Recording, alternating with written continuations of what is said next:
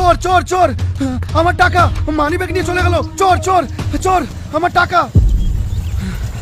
Sir, এই মেয়েটা আমার মানিব্যাগ চুরি করে পালাচ্ছিল, ওর হাতে আমার মানিব্যাগ।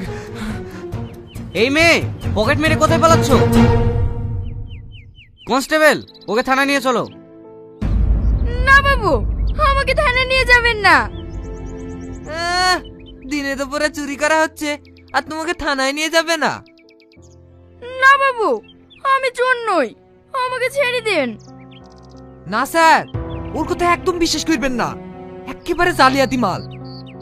ওর কাজই হলো প্রত্যেকদিন মানুষের পকেট মারা। এই মানে ব্যাগ দে। ইস স্যার, স্যার, আমার মানিব্যাগ। আচ্ছা ঠিক আছে, আপনি এখন যান, থানায় গিয়ে মানিব্যাগ নিয়ে আসবেন। এই গাড়িতে ওঠো।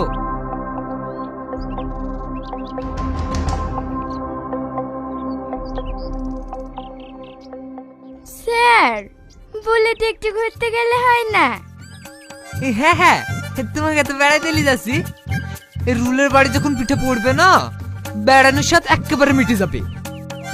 আপনি না খুব নিরসিক মানুষ, কথাবার্তার কোনো রসই নেই। উহ স্যার,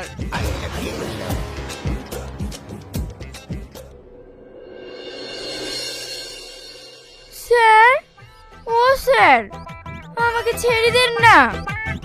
এই চুপ কর, এত বকিস কেন?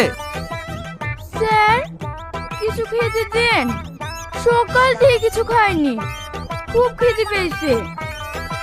এ তো আচ্ছা ঝামেলা পড়লাম রে, সকাল থেকে বইকে বইকে আমার মাথা খারাপ করে দিল। স্যার, একে নয় ছেড়ে দেন। ছেড়ি তো দেবই, আগে ওকে ভালো করে সাইজ করি, এমন মার দেবো না সারা জীবনের জন্য পকেট মার ভুলে যাবে। স্যার, ও যদি পকেট না মারে তাহলে আমরা খাবো কি?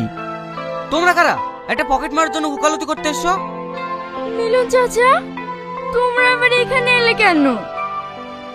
তুই আমাদের জন্য লকআপে থাকবি আর আমরা আশ্রমে আরামে ঘুমিয়ে থাকবো বল? আশ্রম মানে? আমি তো আপনাদের কোনো কথাই বুঝতে পারছি না। ও নিজে খাবার জন্য এ কাজ করেনি স্যার। একটা বৃদ্ধাশ্রমে আমরা অনেক কজন অসহায় লোক থাকি, আমাদের সব দায়িত্ব ওই সালমার। ও যদি লকআপে থাকে তাহলে আমরা না খেতে পেয়ে মারা যাবো স্যার, না খেতে পেয়ে মারা যাবো। স্যার, সালমাকে ছেড়ে দেন না স্যার।